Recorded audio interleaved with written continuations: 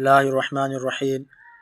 انما السبیل علی الذین یظلمون الناس ویبغون فی الارض بغیر الحق اولئک لهم عذاب علیم۔ اس آیت مبارکہ میں اللہ تبارک و تعالی نے ارشاد فرمایا کہ بے شک وہ لوگ جو لوگوں پر ظلم کرتے ہیں اور ناحق زمین میں فساد کرتے ہیں، اللہ تبارک و تعالی نے ارشاد فرمایا اولئک لهم عذاب علیم، یہی وہ لوگ ہیں کہ جن کے لیے رب تعالی نے دردناک عذاب کو تیار کر رکھا ہے۔ کہ آج ہم بھی اس ظلم کا شکار بن سکتے ہیں کہ آج جس ظلم پر ہم خاموش ہیں، یہ ہماری خاموشی ان ظالموں کو طاقتور بنا رہی ہے کہ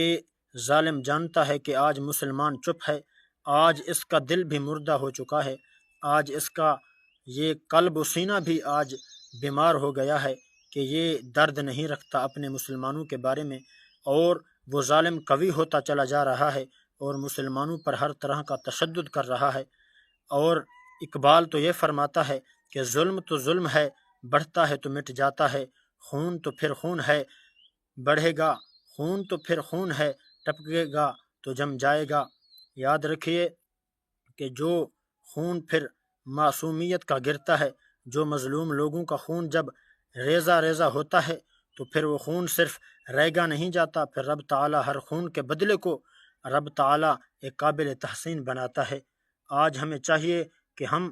آج مظلوموں کی صف میں کھڑے ہو جائیں، یعنی ان کا ہم علم بردار ہو جائیں اور انہی کے ساتھ کھڑے ہو جائیں، ورنہ کل ہم سے بھی پوچھا جائے گا کہ